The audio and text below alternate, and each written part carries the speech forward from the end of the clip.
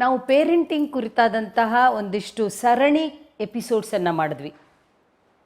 ತಾವು ಅದಕ್ಕೆ ಎಷ್ಟು ಉತ್ತಮವಾದ ಪ್ರತಿಕ್ರಿಯೆಯನ್ನು ನೀಡಿದ್ರಿ ಅಂದರೆ ಅವಾಗ ಅನ್ನಿಸ್ತು, ಯಾವುದೇ ವಿಚಾರವನ್ನಾದರೂ ಸರಣಿ ರೂಪದಲ್ಲಿ ಕೊಟ್ಟಾಗ ಅದನ್ನು ಸ್ವೀಕರಿಸೋದಕ್ಕೆ ಮತ್ತು ಎಳೆಯಾಗಿ ಅದನ್ನು ವಿಶ್ಲೇಷಿಸುವುದಕ್ಕೆ ಸುಲಭವಾಗುತ್ತೆ, ಅರ್ಥ ಮಾಡ್ಕೊಳ್ಳೋದಕ್ಕೆ ಇನ್ನಷ್ಟು ಹತ್ತಿರವಾಗುತ್ತೆ ಅಂತ. ಸಮಾಜದಲ್ಲಿ ಯಾವುದು ಬೇಕಾಗಿದೆ, ಯಾವುದು ಇವತ್ತು ಅಗತ್ಯವಾಗಿದೆ, ಯಾವುದು ನಮ್ಮ ಮನಸ್ಸಿಗೆ ಹೆಚ್ಚು ಆಘಾತವನ್ನು ತರ್ತಾ ಇದೆ, ಅಂತಹ ಸಂಗತಿಗಳ ಬಗೆಗೆ, ಅಂತಹ ಸವಾಲುಗಳ ಬಗೆಗೆ, ಅಂತಹ ಚಾಲೆಂಜಸ್ ಬಗೆಗೆ ನಾವು ಎಪಿಸೋಡ್ಸನ್ನು ಮಾಡ್ತಾ ಬಂದಿದ್ದೀವಿ. ಹಾಗಾದರೆ ಇವತ್ತು ಯಾವುದಿರಬಹುದು? ಇವತ್ತು ಆರೋಗ್ಯ ಎನ್ನುವುದು ಎಷ್ಟು ದೊಡ್ಡ ಸವಾಲಾಗಿದೆ. ಹೌದು, ಮೊದಲೆಲ್ಲ ವಯಸ್ಸಾದವರಿಗೆ ಕಾಯಿಲೆಗಳು ಬರೋದು ಸಹಜ ಅಂದ್ಕೊಂಡಿದ್ವಿ. ಆದರೆ ಸಣ್ಣ ಸಣ್ಣ ವಯಸ್ಸಿನವರು ಕಾಯಿಲೆಯಿಂದ ನರಳುತ್ತಾ ಇದ್ದಾರೆ. ಬದಲಾದ ಕೌಟುಂಬಿಕ ವ್ಯವಸ್ಥೆಯ ಹಿನ್ನೆಲೆಯಲ್ಲಿ, ಕುಟುಂಬದ ನೆಲೆಯಲ್ಲಿ ವಯಸ್ಸಾದವರನ್ನು, ಹಿರಿಯರನ್ನು, ದೀರ್ಘಕಾಲದ ಕಾಯಿಲೆಗಳಿಂದ ಬಳಲ್ತಾ ಇರುವವರನ್ನು ನೋಡಿಕೊಳ್ಳೋದೇ ದೊಡ್ಡ ಸವಾಲಾಗಿದೆ. ಇಲ್ಲಿ ಒಂದು ಕಡೆ ಕಾಯಿಲೆಯಿಂದ ಬಳಲ್ತಾ ಇರುವವರು, ಇನ್ನೊಂದು ಕಡೆ ಅವರನ್ನು ನೋಡ್ಕೊಳ್ತಾ ಇರುವವರು, ಇವರಿಬ್ಬರೂ ಕೂಡ ಹೇಗೆ ಗುಣಮಟ್ಟದ ಜೀವನವನ್ನು ಹೊಂದಬಹುದು, ಈ ಎಲ್ಲ ಆಶಯದ ಹಿನ್ನೆಲೆಯಲ್ಲಿ ಒಂದಿಷ್ಟು ಸರಣಿ ಕಾರ್ಯಕ್ರಮಗಳನ್ನು ರೂಪಿಸಿದ್ದೀವಿ. ಇದು ನಿಮಗೆ ಖಂಡಿತ ಇಷ್ಟವಾಗುತ್ತೆ. ಅಷ್ಟೇ ಅಲ್ಲ, ಇದು ನಿಮಗೆ ಅಗತ್ಯವೂ ಆಗಿರುತ್ತೆ. ನಮಗೆಲ್ರಿಗೂ ಅಗತ್ಯ ಆಗಿದೆ. ಇಂತಹ ಒಂದು ಸರಣಿಯಲ್ಲಿ ನಿಮ್ಮ ಪ್ರಶ್ನೆಗಳಿದ್ದರೆ ಅದನ್ನು ಕೂಡ ಕೇಳಬಹುದು. ನಾವು ನಮ್ಮ ಇಮೇಲ್ ವಿಳಾಸವನ್ನು ಡಿಸ್ಪ್ಲೇ ಮಾಡ್ತಾನೇ ಇರ್ತೀವಿ. profitpluscannada@gmail.comಗೆ ತಾವು ಪ್ರಶ್ನೆಗಳನ್ನು ಕಳುಹಿಸಬಹುದು, ಮೆಸೇಜ್ಗಳಲ್ಲಿ ಕೂಡ ಹಾಕಬಹುದು.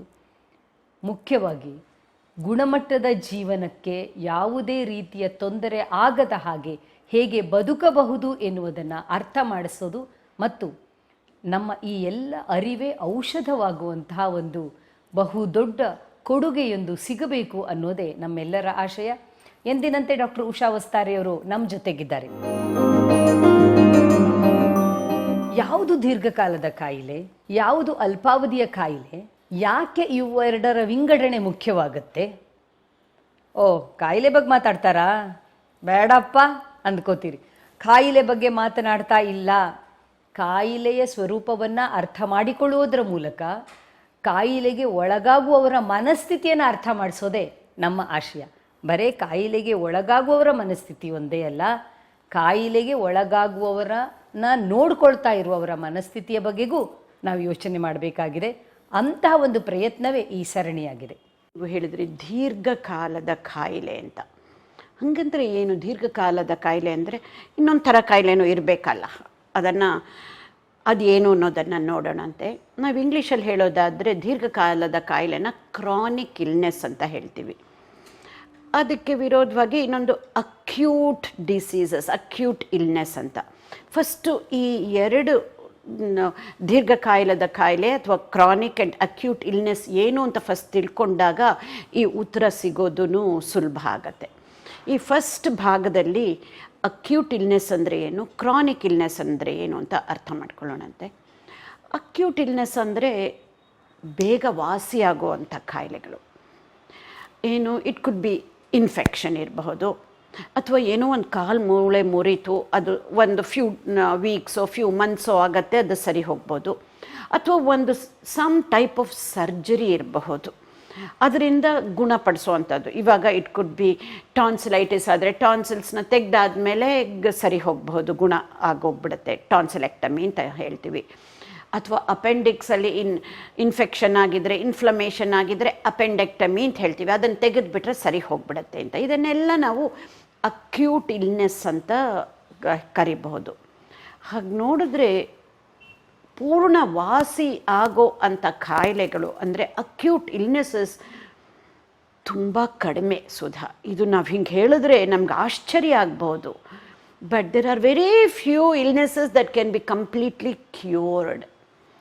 Most of the other illnesses ಅಂದರೆ ಏನು, ಹಾರ್ಟಿಗೆ ಸಂಬಂಧಪಟ್ಟಿದ್ದಿರ್ಬೋದು, ಕಿಡ್ನಿಗೆ ಸಂಬಂಧಪಟ್ಟಿದ್ದಿರಬಹುದು, ಸ್ಟ್ರೋಕ್ ಅಥವಾ ಬೇರೆ ಪಾರ್ಕಿನ್ಸನ್ಸು, ನ್ಯೂರಲಾಜಿಕಲ್ ಡಿಸಾರ್ಡರ್ಸ್ ಇರಬಹುದು, ಕ್ಯಾನ್ಸರ್ ಇರಬಹುದು, ಡಯಾಬಿಟೀಸ್ ಇರಬಹುದು, ಹೈ ಬ್ಲಡ್ ಪ್ರೆಷರ್ ಇರಬಹುದು. ಇದೆಲ್ಲನೂ ಪೂರ್ಣವಾಸಿಯಾಗುವಂಥ ಕಾಯಿಲೆಗಳಲ್ಲ. ಇದೆಲ್ಲ ದೀರ್ಘಾವಧಿ ಕಾಯಿಲೆಗಳು, ಕ್ರಾನಿಕ್ ಇಲ್ನೆಸ್ಸಸ್ ಅಂತ ಹೇಳ್ತೀವಿ. ಸೊ ನಾವು ಈ difference, acute illness, chronic illness ಏನು ಅಂತ ತಿಳ್ಕೊಂಡ್ವಿ. Major difference, acute illness will be cured, can be completely cured, versus chronic illnesses can be healed. Cure ಪೂರ್ಣ ಗುಣ ಆಗದೆ ಹೋದ್ರೂ ಅದು ಹೀಲ್ ಆಗಕ್ಕೆ ಸಾಧ್ಯ.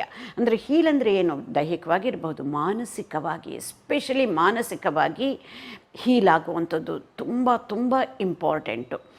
ನೋಡಿ, ಏನೋ ಒಂದು ಸಣ್ಣ ಪುಟ್ಟ ಇನ್ಫೆಕ್ಷನ್ ಬರುತ್ತೆ ಅಥವಾ ಮೇಜರ್ ಸರ್ಜರಿನೇ ಇರಬಹುದು. ಒಂದು ಸ್ವಲ್ಪ ದಿನ ಮನಸ್ಸಿಗೆ ತೊಂದರೆ ಆಗಬಹುದು, ಬಟ್ ಆಮೇಲೆ ನಮ್ಗೆ ಗೊತ್ತಾಗುತ್ತೆ ಸರಿಯಾಗಿ ಆಗತ್ತೆ ಅಂತ. ಸೊ ಮೋಸ್ಟ್ಲಿ ಅಕ್ಯೂಟ್ ಇಲ್ನೆಸ್ಸಸ್ ದೈಹಿಕವಾಗಿ ಸಂಬಂಧಪಟ್ಟಿದ್ದು, ಅದನ್ನು ನಾವು ಗುಣಪಡಿಸಬಹುದು.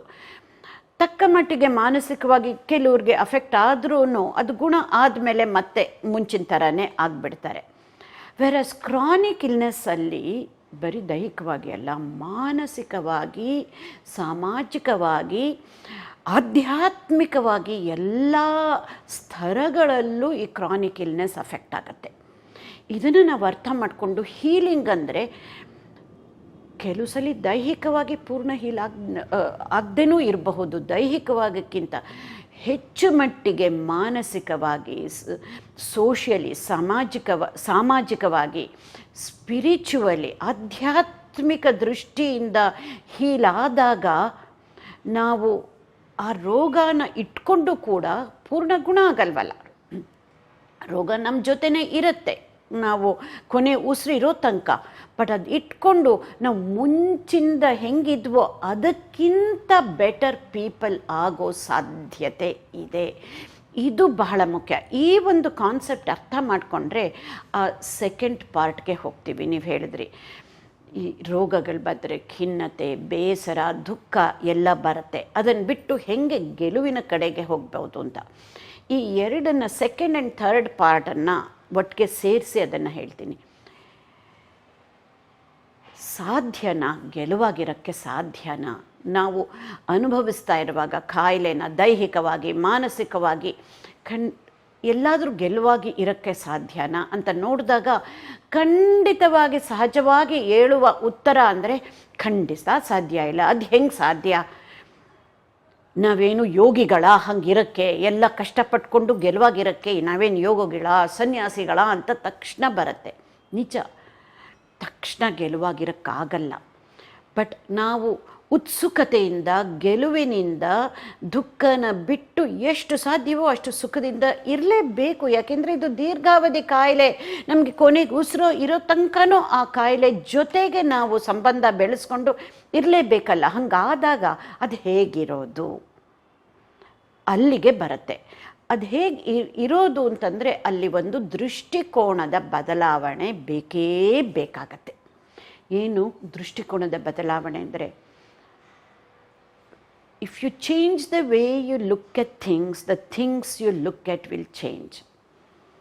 ನಾವು ಏನು ಈ ಕಾಯಿಲೆ ಬಗ್ಗೆನೇ ನಾವು ಹೇಗೆ ನೋಡ್ತಾ ಇದ್ದೀವೋ ಆ ನೋಡುವ ದೃಷ್ಟಿಕೋನ ಬದಲಾವಣೆ ಮಾಡಿಕೊಂಡಾಗ ನಾವು ಮುಂಚೆ ಹೆಂಗೆ ನೋಡ್ತಿದ್ವೋ ಅಥವಾ ಆ ಕಾಯಿಲೆನ ನೋಡೋ ಥರಾನೇ ಬೇರೆ ಬದಲಾವಣೆ ಆಗತ್ತೆ ಅಂತನ್ಬಿಟ್ಟು ಇದನ್ನು ನಾವು ಪೂರ್ಣ ಅರ್ಥ ಮಾಡಿಕೊಂಡು ಒಪ್ಕೋಬೇಕು.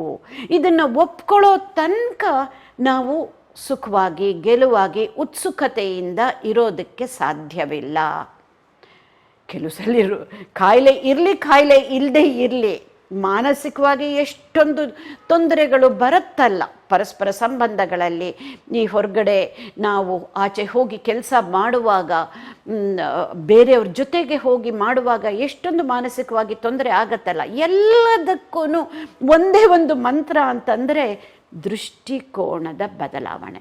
ಇದನ್ನು ನಾವು ಮಾಡಿಕೊಂಡಾಗ ನಾವು ಹೇಗೆ ಬೇಸರ, ದುಃಖ, ಕೋಪ, ಬೇಜಾರು ಇದೆಲ್ಲ ಹೋಗಿಸ್ಕೊಂಡು ಉತ್ಸುಕತೆಯಿಂದ, ಸುಖದಿಂದ, ಗೆಲುವಿನಿಂದ ಬಾಳೋದಕ್ಕೆ ಸಾಧ್ಯ. ದೀರ್ಘಕಾಲದ ಕಾಯಿಲೆಗಳ ಬಗೆಗೆ ಯಾಕೆ ಇಷ್ಟು ಒತ್ತನ್ನು ಕೊಡ್ತಾ ಇದ್ದೀವಿ, ದೀರ್ಘಕಾಲದ ಕಾಯಿಲೆಗಳ ಬಗೆಗೆ ಯಾಕೆ ಇಷ್ಟು ಮಹತ್ವವನ್ನು ಕೊಡ್ತಾ ಇದ್ದೀವಿ, ಮತ್ತು ದೀರ್ಘಕಾಲದ ಕಾಯಿಲೆಯಿಂದ ಬಳಲ್ತಾ ಇರುವವರ ಮನಸ್ಥಿತಿಯನ್ನು ಹೇಗೆ ಇರಬೇಕು, ಹೇಗೆ ಇಟ್ಕೊಳ್ಬೇಕು ಅನ್ನೋದನ್ನು ಅರ್ಥ ಮಾಡಿಸ್ತಾ ಇದ್ದೀವಿ.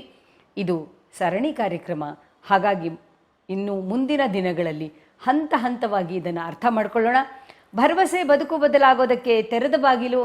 ದಯವಿಟ್ಟು ನಮ್ಮ ಚಾನಲನ್ನು ಸಬ್ಸ್ಕ್ರೈಬ್ ಮಾಡಿ, ಶೇರ್ ಮಾಡಿ ಮತ್ತು ನಿಮ್ಮ ಅನಿಸಿಕೆ ಅಭಿಪ್ರಾಯಗಳನ್ನು ದಯವಿಟ್ಟು ತಿಳಿಸಿ. ನಮಸ್ಕಾರ.